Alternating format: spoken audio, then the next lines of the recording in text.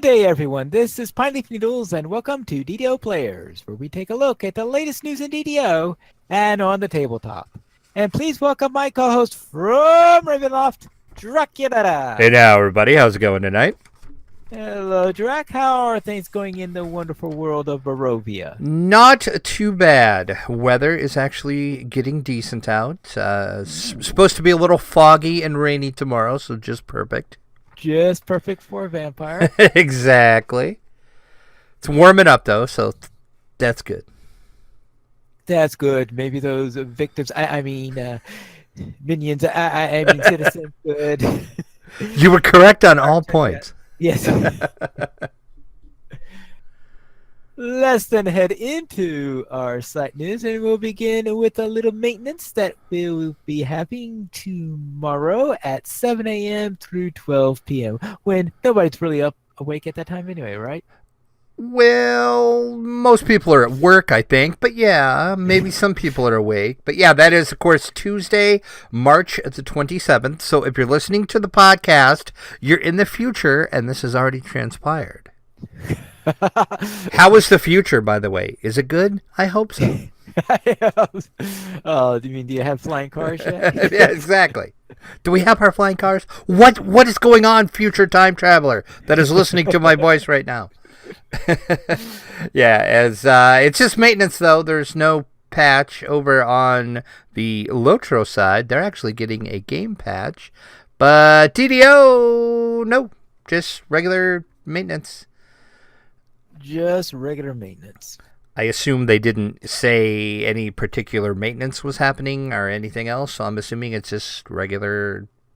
But what is really weird about it, though, is they announced this last week. So they were like really planning ahead for this maintenance. On the Lotro side, they even posted the patch notes on Friday.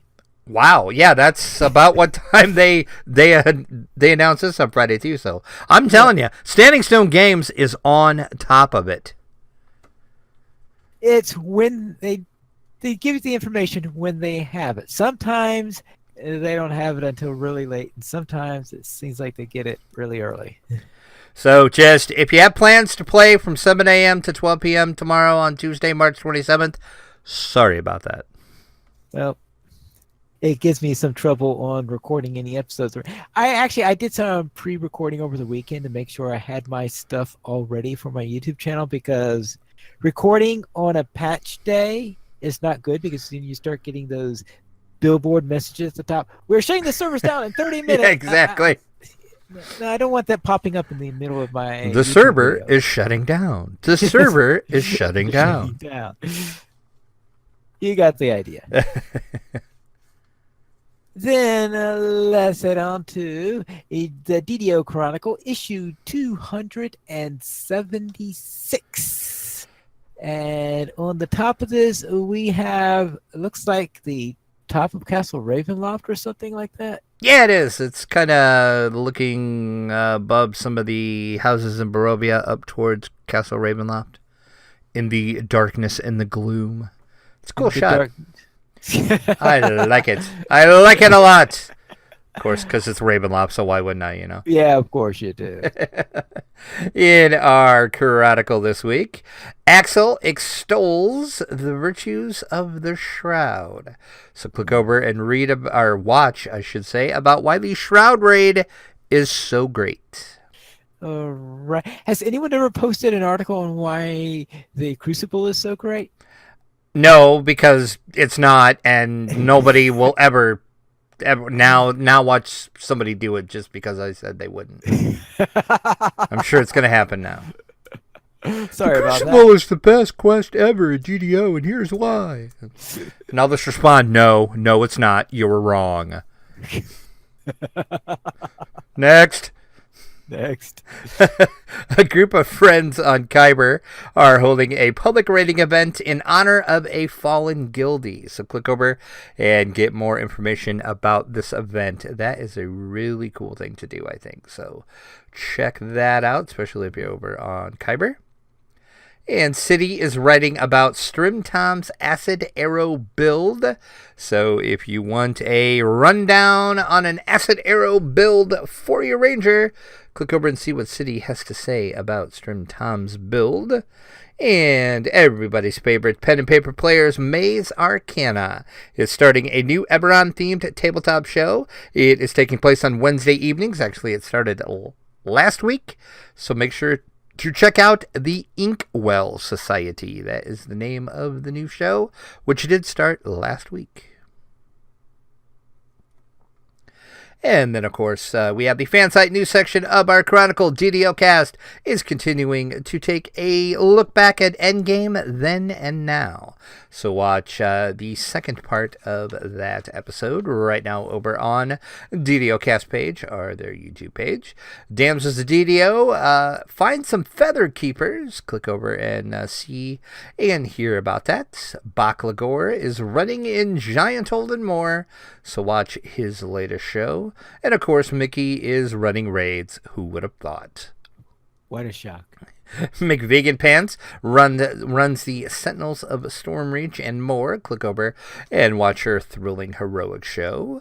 Even Note is running the Heroic Abbott raid. Click over to see how that went. And Doug Glendower, wow, I really messed that up, sorry, is asking Mimic questions. Click over and check out the latest Bard's Life. Mimic questions? Mimic questions. I actually haven't watched the episode yet, so I'm not sure what the questions are, or what the answers will be. Oh, were they interviewing a mimic? I'm not sure. I'm going to have to watch it. I usually watch a Bard's Life before, so I can talk about it if there's something interesting like this happening, but I didn't get a chance to watch it yet, so I don't know. And what has to be the most interesting name ever for a YouTube channel, Tony's Fishing, Gaming, and Guitars. Don't ask me how that all ties in, but apparently it does. It's a fairly new YouTuber that is running some DDO content, and he's doing some halfling rogue adventures. But yes, Tony's Fishing, Gaming, and Guitars. I have no idea. Okay. I don't know. And no, Gumsgang, you're wrong. You're wrong. The Crucible is not the best quest ever. I've been ignoring chat, and now I know why I was ignoring it. Stop trolling me, Gums. Stop trolling me. Oops. We also have our Chronicle comment for the week, and that is, if you had to put explorer points around your yard, what object would you use to click on? I'm still trying to get a grip as to what they're talking about. What do you mean? What object would you use to click on? Some of the explorer points, like in trying to think. Gumsgang says a sign saying "Get off my lawn." There you go. I like it. Best answer ever. I can't think of where. Storm horns, for example. Out there, to actually get the explorer point, you have to click on something. You can't. Like in Giant Hold or whatever, a lot of places you just like run up to them and you get them. There's some places where you actually have to click on an item to get counted for the explorer point. Oh yeah, I think in that one in the mountains, I can't remember what they're called. I think you have to click on something to get. So, other than the "Get off my lawn" sign, which is great, I actually can't think of anything. I could go with the cliche answer, just say, like my tombstone. Oh, see what I did there. Well, I have a feeling that's because I live in a townhouse and yard there you space go. Is not exactly something I got a large amount of. Gonna say not high on your priority list, was it? Yeah, so therefore having something to click on, I've got a deck and a sidewalk pretty much. Yeah. There you go. What more do you need? And finally, in our Chronicle, we do have our official screenshot of the week, and that is from Skyzara, is enjoying life like lake reflections. Say that a couple times fast. In the 359th DDO screenshot of the week. And that is a cool little reflection off the water. I have always said there is one thing that DDO does superbly well, other than me trying to talk, because apparently that's not too superb. They do water reflections and water amazingly. And this screenshot is a good example of that. Demonstrates that, for sure. Yes, indeed it does. And that is our 276 Chronicle. Then let's head into store sales. And is there anything that you're killing for in the store sales this week? Ooh, nice one, Pine Leaf. 25% off Slayer Boost. Everybody needs Slayer Boost. Loot Boost and Treasure Hunter Elixirs. And Select Shared Storage, also 25% off in our DDO store. And we also have our free sample of the week, and that is a Bellob opening. Coupon code open now, and that is through March the 28th. Then let's have a quick look as to what's coming in from the dungeon. And for Dungeons and Dragons, whenever you play, you of course will have all these wonderful miniatures. You've got miniatures for your characters, you got miniatures for the enemies, you've got miniatures that relate to vehicles, things like carts and stuff like that. You've got things that represents the dungeon itself. You've got miniatures for everything except for spell effects. But now you do. WizKids has heard the cry of many? 3 people. 3? 1? I didn't know this was a thing we even really needed. But apparently some people want this. So yeah. So now when your wizard throws down a wall of fire, you pop down a wall of fire. Ooh. And if you have an elemental weapon of acid thrown on you, you now have an elemental weapon mini that it's weird. The whole thing is weird. Why do you need? Some of them I could maybe think like a wall of fire. I can see making a case out of, but an elemental weapon of acid is. I can see like one of those. Like wall of fire is cool. The mage hand, okay, that's kind of cool to have like a little mini, for your mage hand. Your wall of ice, sure. But yeah, there's just some of these like. Elemental weapon fire, it's just like a sword that's on fire. It's like, do you really need a mini to represent that? Yeah, especially if you're not using a sword. Yeah, exactly. But yes, the set is going to include a arcane gate, Bigby's clenched fist, Bigby's forceful hand, Bigby's grasping hand, cloud of daggers, dancing lights, elemental weapons for acid, cold, fire, and lightning, a grasping vine, a mage hand, a phantom steed, a spiritual weapon mace, spiritual weapon warhammer, tensors, a floating disc, and an unseen servant. And the MSRP for that pack is going to be $24.99. And then you have your pack of fire and ice, which will give you 6 walls of fire and 6 walls of ice, also at an MSRP of $24.99. And look for these in your FLGS starting about mid-July. And these are coming from WizKids, and they are the spell effects. There's the spell effects. Then again, I didn't know we really needed these, but apparently some people wanted them. Well, we don't know yet, because just because a company thinks somebody needs them doesn't mean that anyone really wants them. That's very true. Yes. Did I ever tell you about 30-sided dice? No. Is that really a thing? Well, yes, because what happened is that there was... You ever heard of Chivalry and Sorcery? No, I have not. Okay. That was put out by a game called Fantasy Games Unlimited. It was one of the first RPG systems. Okay. Yeah, all right. It was one of the first RPG systems, and a lot of Fantasy Games Unlimited products had 30-sided die tables. Now, this was rather strange considering that at the time they wrote these books, there was no such thing as a 30-sided die. So therefore, they also included instructions on how to simulate 30-sided dice. Okay. Yes. You, the first edition of some of these things were done back in you were hard pressed to find 20-sided dice in stores. So you can imagine. Right. So I so happened that I lived pretty close to the headquarters of Fancy Games Unlimited, and they had a game store attached to it. In fact, that was the main game store in the county, was attached to the Fancy Game Limited's headquarters.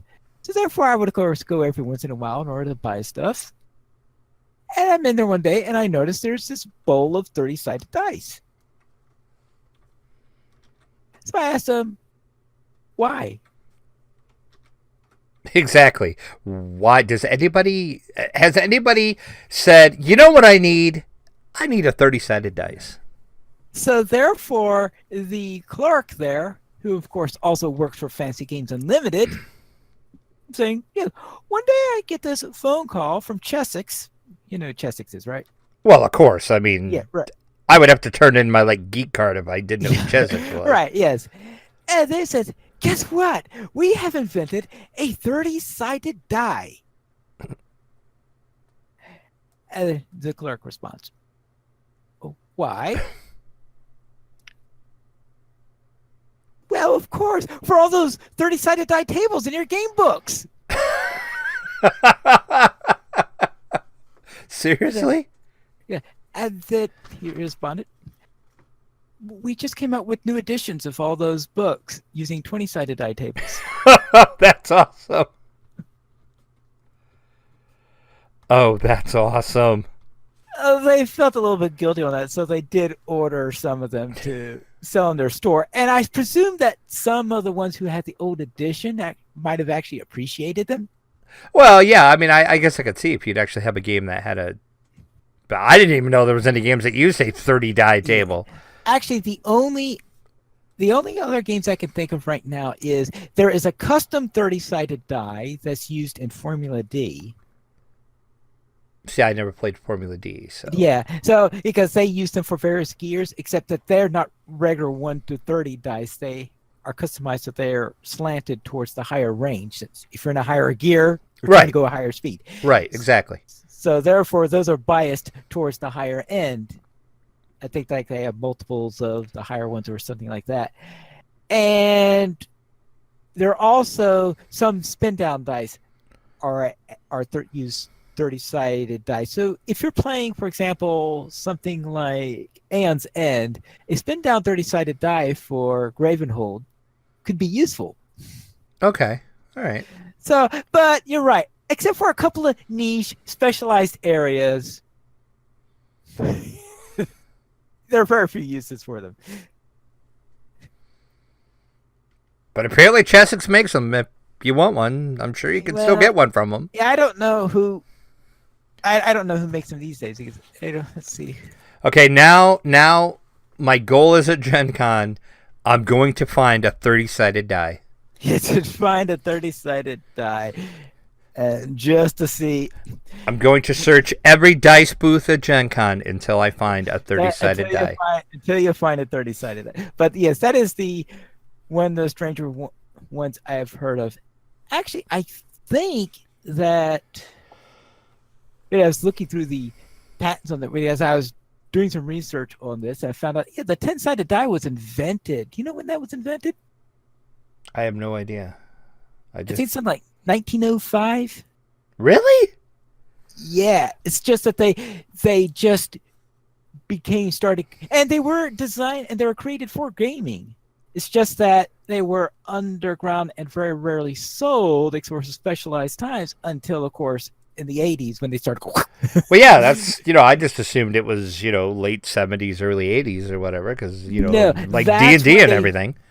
Yeah, that's when they became popular. That's when they someone found the old patents and tweaked them a little bit and started selling them. Well, who knew?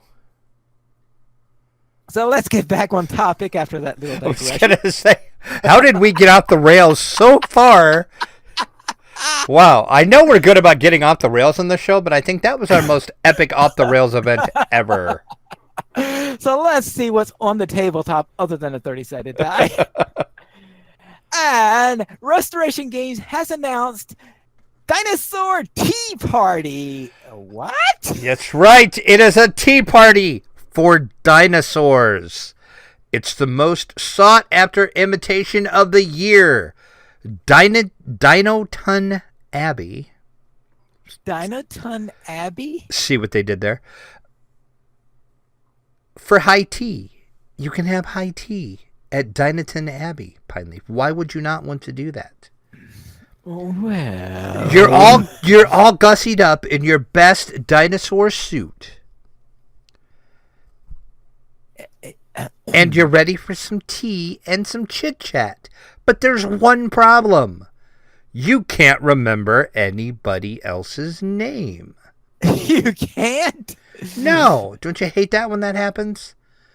Well, that is So, really messed up. hence, Dinosaur Tea Party. It is a game of deduction for 2 to 5 Homo sapiens, not for dinosaurs. Dinosaurs can't play it. Sorry. Okay. I was gonna see if I could get a collection of birds to play it. Some parrots to play it, so at least they could talk. Oh, well, there you go. It plays in about 15 minutes, and each player is going to take a card corresponding to one of the dinos they choose to play. And then players are going to take turns asking each other questions, and you will try to guess what their identity is. And just like all the other restoration games, yes, this actually was a game before. Dinosaur Tea Party is an updated and rethemed version of the classic 1976 Parker Brothers Who's It? Which I can honestly say I've never played Who's It. I've seen it. I've known people that have owned it. I have seen it in people's houses way back in the day. But I have never played Who's It. But now you can play Who's It with dinosaurs. Because dinosaurs makes everything better. Game is going to come with 20 tiles, 20 cards, 14 cubes, and 78 tokens. 3 to 5 players, ages 7 and up. And as I did say, it's going to play in less than a half hour. MSRP is a family-friendly $19.95. And you can look for this released from Restoration Games in August. Hint, hint, So, Gen Con. all right. Actually, So they the didn't say that, but I'm adding the Gen Con part because I'm sure they'll have it at Gen Con. Yes. So all you have to do now is say that you can buy it at a KB stores, AKB Toys. You know, you might be able to. Because remember last week, we were extolling about how great KB Toys was when it was still around because, you know, it kind of went by the wayside. And then, of course, everybody knows Toys R Us, unfortunately, is closing as well. Well, KB Toys might be making a comeback. Believe it or not. The founder of Strategic Marks, who is KB Toys' parent company, has put up a post that is outlining some plans the company has. He says, many of you ask what our plans will be, and well, we can say that we spent the last 6 months working on a sustainable model to bring back KB Toys. Our umbrella... Good luck. That's right, exactly. One word for you, Amazon. Our umbrella, Strategic Marks LLC, has been very successful in bringing back many of the most popular products and companies over the last 10 years because we follow a very strict formula. And to bring back the experiences of KB Toys you loved as a child, we might be able to do. Their plans are to bring this back and to have it launched around Christmas of this year. And that is because they want to generate some employment for those employees that are affected with the Toys R Us closures. So good on them if they can make this happen. I'm not seeing this working out too well for them, but hey, you know. It's always that is going to be a major challenge. Mm-hmm. Very much so. But yeah, so maybe look for a KB Toys coming back to your mall soon.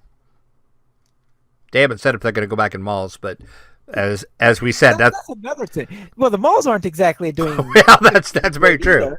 Either. People aren't really knocking down the doors to get in the local malls either. But yeah, so Yeah, I'm just trying to think of. Because I remember how often I used to go to the mall, like almost every week or so. It's like mall. Oh, it's something that I pass by and that I have to occasionally, when I go by it, have to stop for the geese that are walking across the street. Yeah, I couldn't tell you the last time I was in a mall. So yeah. Yes, I think there are probably more geese than humans that have been shopping there lately. Probably. I don't know how common geese are where you live. Not quite as common as they are where you live, apparently. But I mean, apparently not. Yes, there's sometimes a joke I say that they should change the name of the Canada goose to the Maryland goose because. Okay, so apparently, yes, you have way more geese than I do. Yeah, the only difference is that these geese just stay here all year round. They don't bother migrating. They like it so well, they just like it so much. Either that, or if they do go to the south, then the ones from Canada that are living up there seem to land here for the winter. That's always possible. That could be. Canada's too cold. Let's go to Maryland. Okay, why not? Sure. Let's head into the Asmodee Group launches Asmodee Entertainment. Yes, you could go and see a movie by Asmodee. Well, of course, because, they're already taking over the board game world, so, Hollywood is next, right? Well, right. Apparently, I joke, but apparently that's in the cards. Yes, this is the same Asmodee that owns, Fantasy Flight Games, Days of Wonder, Catan Studios. I'm trying to think of who else they own. They own just pretty much everything. They have now announced they're opening a new entertainment division.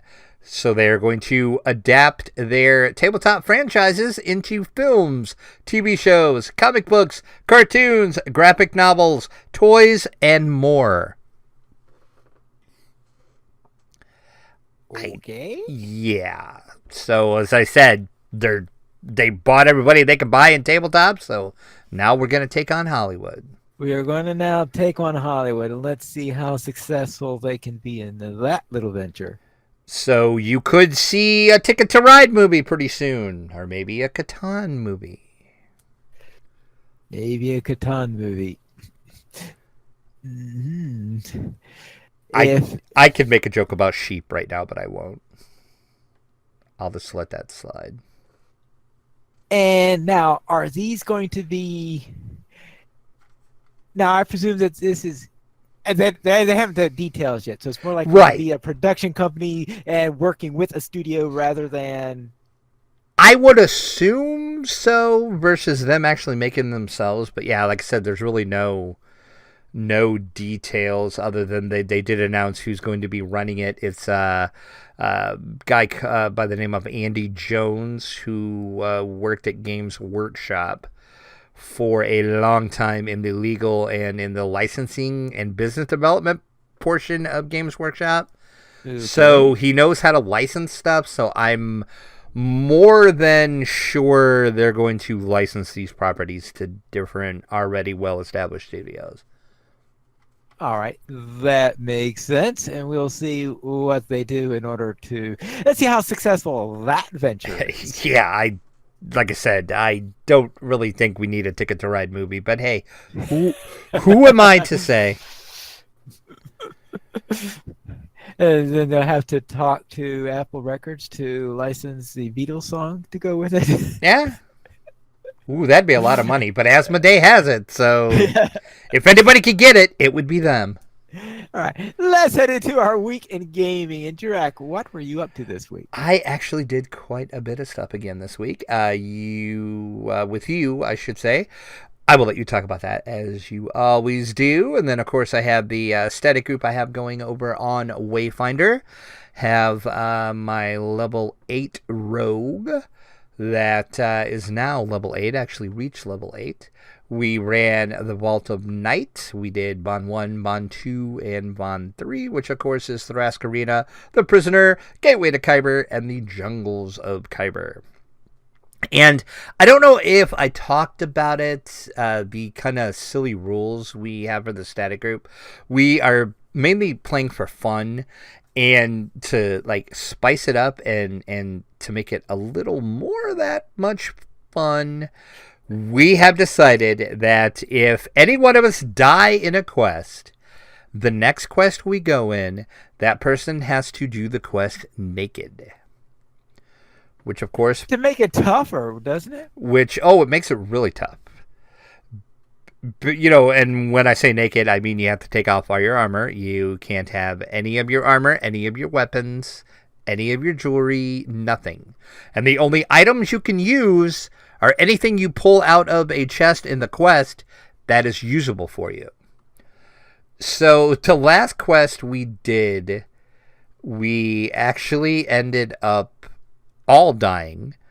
So all of us had to run the next quest naked. So of course we thought, why don't we run the Tear of Darkon? Sure, why not?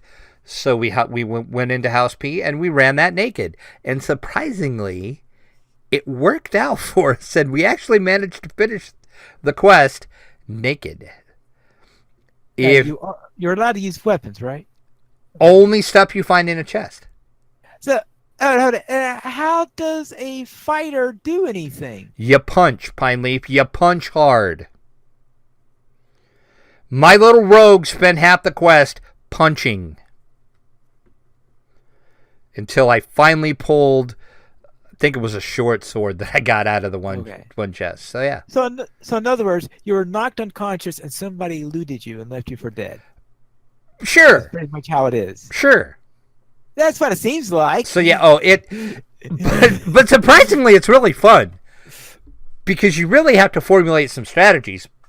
Because instead of just like going in and like pulling a big group or whatever, you're like, okay, maybe can I like sneak up here and try to like just punch at one of them and maybe only pull one? Or can we like sneak around these guys? Or yeah, so it's really fun playing this way actually. So you can actually see that over on my Twitch page. That video's up if you actually want to see us running that naked. But we actually did survive it, and I don't think anybody even died during that quest. I think we got out of there without another death actually. So yes. So in the next quest after that, then, assuming you don't get killed again, does that mean you can have all your old equipment back? Yes. Okay. Yeah, you just get, quote unquote, we call it hazing. You just get hazed for the next quest. All right. Because the key is just don't die, and then you won't have to do that. But unfortunately, we all died that time. So yeah. So and then there's been various other times where like one of us has died, and of course there's everybody else is all geared up, and then there's one of us that's like, hey, look at me, I have nothing, and I'm punching things, but I'm cool. So there's that. So yeah, and then have the level 6 rogue also in that static group. We're running 2 different characters. We did the harbor. We did the water weeks. Yeah, let's try that again. The water works. Words are hard. Waterworks on Elite. Ran all those. That was fun. And then for some reason, I had missed one night they had played. My internet was not cooperating with me, and I really couldn't do anything because I kept like losing my connection, and it was just a big mess. So they had played that night, and when I got back on, about when we were halfway through the waterworks, they all leveled. And I'm like, how did you guys level so quick? And they're like, well, we played Tuesday night and you didn't play it. I'm like, oh yeah, that's right. So I needed to get caught up. I was only 5 and like 2 bubbles into 5. So I decided to run Cobalt Assault on Elite. I did that. Then I went out in the Cerulean Hills, did some of the Slayers, the Explorers, the Rares out there, and then I ran the Captives on Elite as well. And that was actually enough to get me 2 level 6, so I am now caught up. And it has been forever since I ran the captives. I haven't read that quest in I don't know how long. So I enjoyed that quest. It's a fun little quest. Yeah, it is. It is. It's just, it's not too overly all difficult, really, and you could run it pretty quick. And then the Cerulean Hills, I just ran around. I think I got. I forgot which level of Slayer I did. I think I'm up to like the last tier. I didn't finish the last tier yet, but I got all but like one of the explorers and like two of the rares because RNG. So Yeah. but yeah, and then like I said, I did what I did with you, and then other than that, I didn't do anything else, any other video games or anything. Been a weird week for me, but that's neither here nor there. I have a lot of weird weeks here lately. So what did we do, Pine Leaf, and then what did you do? Because I see you have a book written here, so you were busy. We'll begin with what we did together, and that is we were at level 14, so therefore we returned to Giant Hold and ran through Madstone Crater, and we managed to take up our entire time slot doing Madstone Crater. Yes, we did. That's because I don't run that enough to actually like remember where everything is. And I can never remember, okay, you have to go in this one, and then you go up here, and then you go over there, and then you come out here and go in here. So, yeah. It was fun, though. I enjoyed it. Yeah, but it will help it. Maybe someday we'll actually remember where to go when and do it efficiently. Like I said, I just don't run it enough. And the last couple times I ran it, I've been with people who like really knew it, so we just kind of like zerg do the thing. They're just like, follow me, and they're like, we go here, and then we go here, and then we go here, and then we go here, and I'm like, we're done with this quest already? Dang. So yeah. When I do it, it's like, where do I go now? Then in my Asimar Favored Soul, I once again went into the Temple of Elemental Evil to run part 1 for it, and as I was running through it, I just felt my character was a bit on the weak side. I guess because I'm not used to running that type of character or something like this. I don't know, because I always felt like that I was getting banged up a lot more than I usually do whenever it could be because of the way that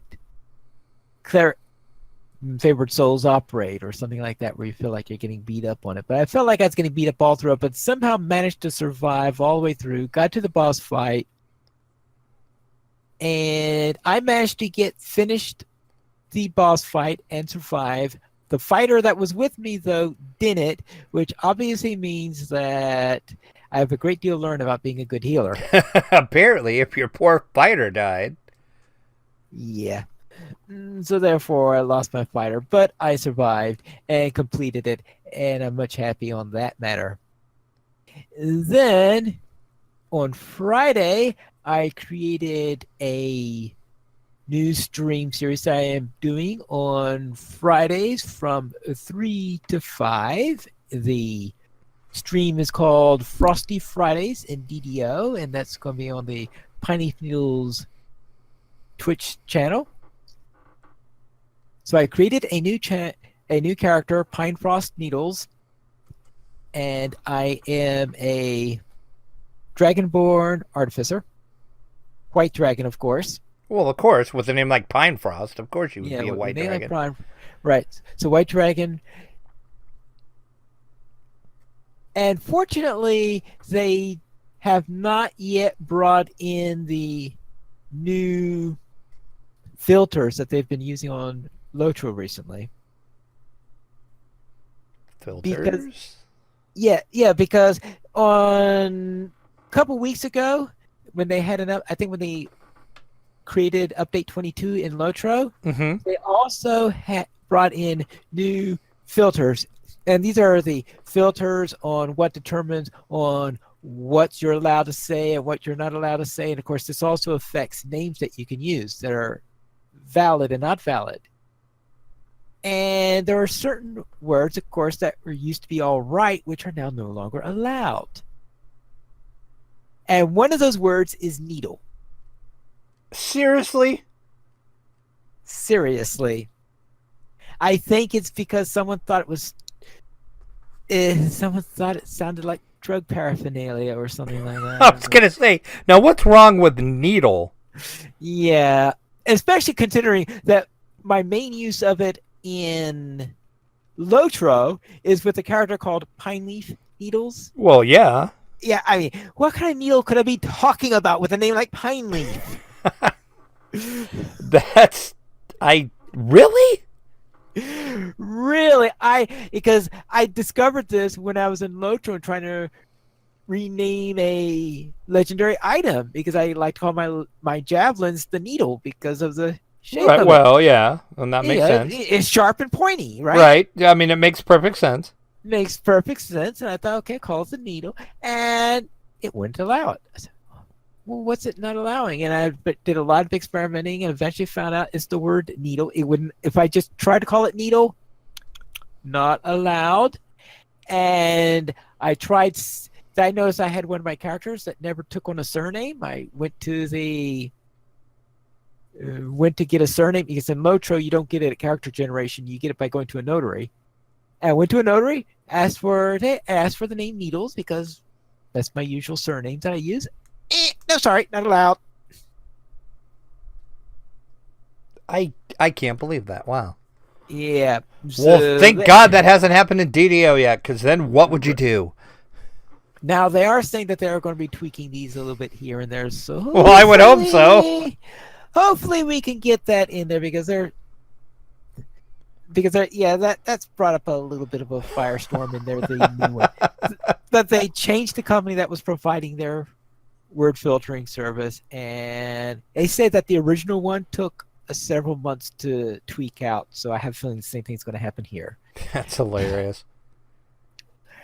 Then, of course, I had to go into the land that was being visited by my grandfather, and that, of course, is Korthos. Well, of course.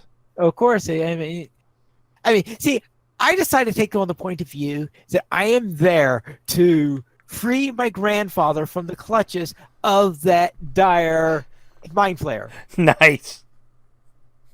Oh, so that's awesome. why I am helping the village of Korthos. I see. Is because it allowed me to get to the point of getting revenge on that mind flayer so I could free my grandfather. Gotcha. That's awesome.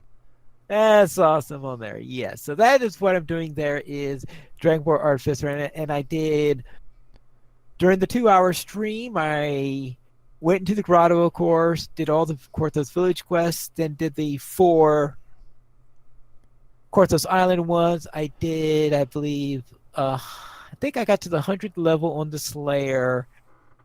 I found all 3 rares. I'm still missing a few explorer points, but I still have one more quest to do, and of course that's Misery's Peak, so I could finish up those explorer points hopefully while I'm going on to do Misery's Peak.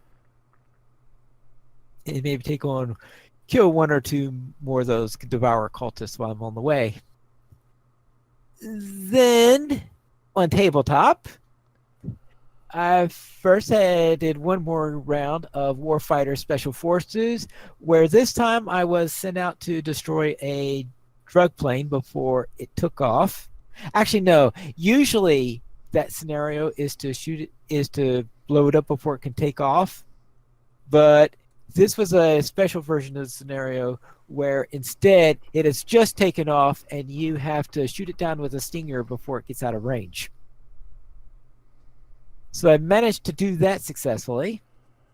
Then I played Deep Space D6, and I once again proved that I cannot fly that drone ship because there are 4 different types of ships you can do, and that drone ship, I have never been able to really operate that one. And once again, eventually I get to a point where I get stuck, where I have absolutely no dice to roll. I can't get anywhere, and my ship eventually gets, of course, bombarded by enemies because I can't do anything against them.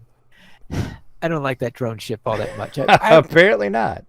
The other 3 ships I can work with, but that drone ship I just haven't figured it out. Then I played One Deck Dungeon on the app a little bit more.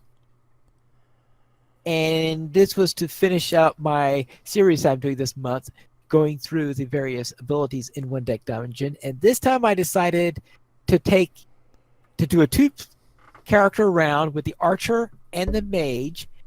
And at first I was planning, because last week I had won against the dragon. I thought, okay, let's not do the dragon since I've beaten the dragon already. And I was thinking, let's go against the Hydra. Then I looked at the Hydra's abilities, and it requires yellow die, yellow die, yellow. The thing needs about 2/3 of the dice called out by the dungeon are yellow dice. And I was playing the worst combination you could possibly come up with from the point of view of gaining yellow dice. Because I think the Archer has no yellow dice and the Mage has one, or something like that. It was really a bad combo for that matter. So I thought, all right, then let me go and find one that needs blue dice. I had plenty of blue dice between those two. So I look like, oh, here's the Lich. Now the Lich is one of the is a 3-dot opponent. So therefore, this is going to be a really tough one. I say, okay, my goal then is to see if I could get to at least the first level. Finish the first level and get down to the second level. Okay. The first encounter I had was really bad. I was like, oh boy, this is going to last 3 turns, isn't it? And then after that, I started winning rounds. I started getting things going, and I keep on going, keep on getting. I managed to get to the second level and doing pretty well on this stuff. And I never made it to 4th level with my character, but I did get plenty of dice and plenty of skills on it, and I made it all the way to the boss fight. And say, all right, let's see how fast I can get killed in the boss fight. First round of the boss fight, I managed to cover up every single box. And this is remembering that the first time you cover up the boxes with the skulls against the Lich, you have to remove the die and uncover it. Then the second time you cover it is when you actually do the damage to it. So even taking that into account, I managed to fill up every single box and keep it filled. Wow. I say, okay, that's 3 out of the 5 damage to get it. Now, all I have to do is do at least 2 damage and not get killed in the second round, and I can actually win. And at first I looked at the dice and said, oh, well, this isn't going to be very good. Then I started manipulating the dice, of course, and all right, I did have to leave something open, so I took 4 damage, but I was already planning on taking 5 damage, so therefore I survived that. And I actually won against the Lich. Oh, wow. Nice.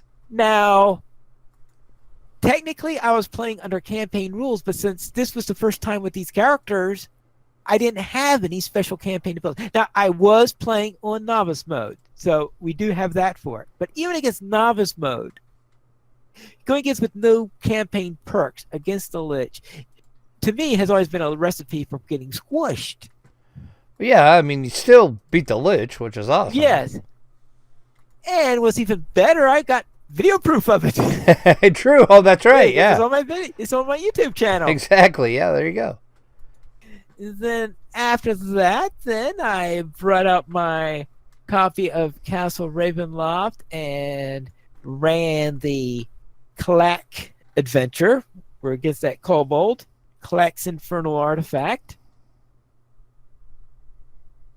And I'm running this against I have the Dwarf Cleric. I'm running this with a single character, the Dwarf Cleric.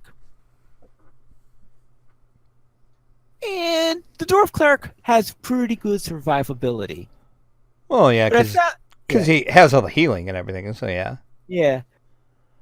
But killing Clack was quite a pain because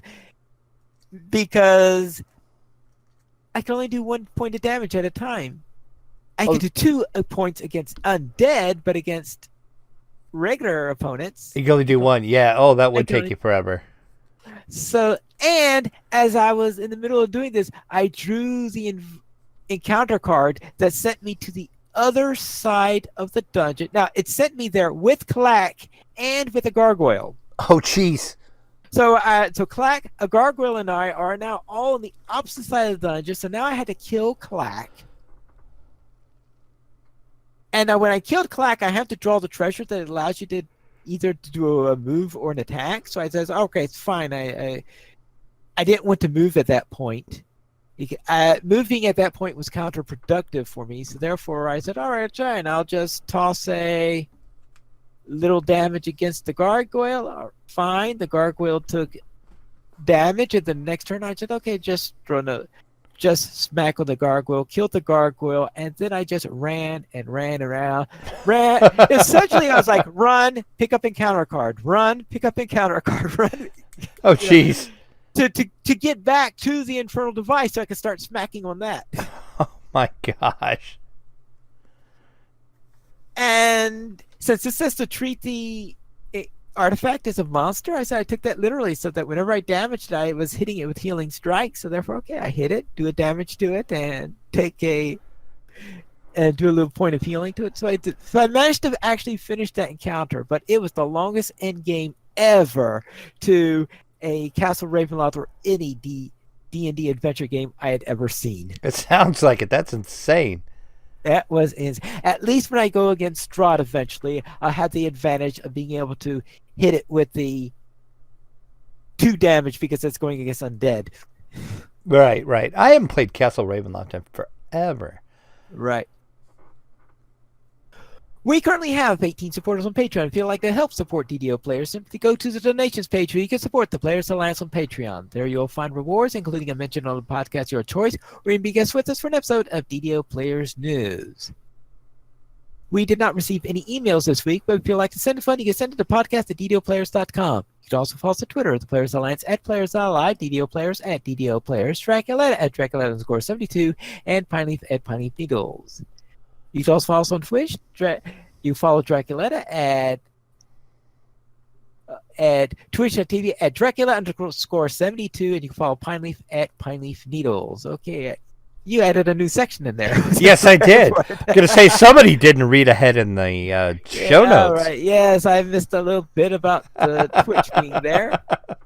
We now have 4 We now have 4 shows. They're every Monday at 8:30 p.m. Eastern Time. We have DDO Players News every Saturday at 8:30 p.m. Eastern Time. We have Loja Players News every other Thursday at 9:30 p.m. Eastern Time. We have XP Quest, and on the first Tuesday of each month at 9:30 p.m. Eastern Time, we have Chromatibits. You can join us for our shows at ddoplayers.com/live. And that's all for tonight. And until next time, this is Pilot Mules reminding you to quest responsibly.